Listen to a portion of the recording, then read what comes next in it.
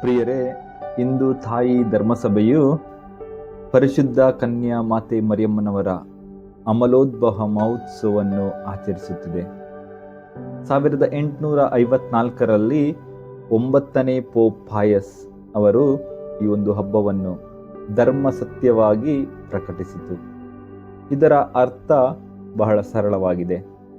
ನಮ್ಮ ತಾಯಿಯಾದ ಮಾತೆ ಮರಿಯಮ್ಮನವರು ತಮ್ಮ ಗರ್ಭಧಾರಣೆಯ ಮೊದಲ ಒಂದು ಕ್ಷಣದಿಂದಲೇ ಮಾನವ ಕುಲದ ರಕ್ಷಕನಾದ ಪ್ರಭು ಯೇಸು ಕ್ರಿಸ್ತರ ಯೋಗ್ಯತೆಗಳ ದೃಷ್ಟಿಯಿಂದ ಆ ಒಂದು ಮೂಲ ಪಾಪದ ಒರಿಜಿನಲ್ ಸಿನ್, ಈ ಒಂದು ಕಳಂಕದಿಂದ ಸಂಪೂರ್ಣವಾಗಿ ಮುಕ್ತರಾಗಿದ್ದರು.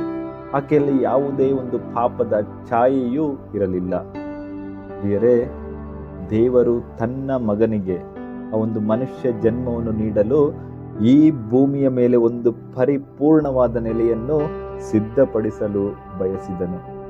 ಹಾಗೂ ಮಾತೆ ಮರಿಯಮ್ಮನವರು ಹೌದು ಎಂದು ಹೇಳುವ ಬಹಳ ಮೊದಲೇ ದೇವರು ಆಕೆಯನ್ನು ಆರಿಸಿಕೊಂಡು ಅಸಾಮಾನ್ಯ ಕೃಪೆಯಿಂದ ತುಂಬಿಸಿ ಶುದ್ಧೀಕರಿಸಿದರು.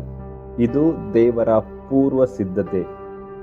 ಮರಿಯಮ್ಮನವರು ದೈವಿಕ ಮಹತ್ ಕಾರ್ಯಕ್ಕಾಗಿ ಹೇಗೆ ಸಿದ್ಧರಾದರೋ ಅದೇ ರೀತಿ ದೇವರು ತನ್ನ ಯೋಜನೆಗಳಿಗಾಗಿ ನಮ್ಮನ್ನು ಸಹ ಸಿದ್ಧಪಡಿಸುತ್ತಾರೆ. ನಮ್ಮ ಜೀವನದ ಕಷ್ಟಗಳು, ನಾವು ಸ್ವೀಕರಿಸುವಂತಹ ಸಂಸ್ಕಾರಗಳು ಮತ್ತು ನಮ್ಮ ಪ್ರತಿದಿನದ ಪ್ರಾರ್ಥನೆಯ ಜೀವನದ ಮೂಲಕ ಆತನು ನಮ್ಮ ಹೃದಯಗಳನ್ನು ಪಾಪದಿಂದ ಮುಕ್ತಗೊಳಿಸಿ ಕ್ರಿಸ್ತನನ್ನು ಸ್ವೀಕರಿಸಲು ನಮ್ಮನ್ನು ಅರ್ಹರನ್ನಾಗಿ ಮಾಡುತ್ತಾರೆ.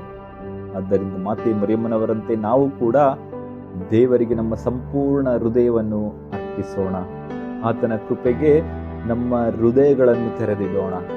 ಆಗ ಆತನು ತನ್ನ ದೈವಿಕ ಸೇವೆಗಾಗಿ ನಮ್ಮನ್ನು ಸಿದ್ಧಪಡಿಸಲು ಸಾಧ್ಯವಾಗುತ್ತದೆ.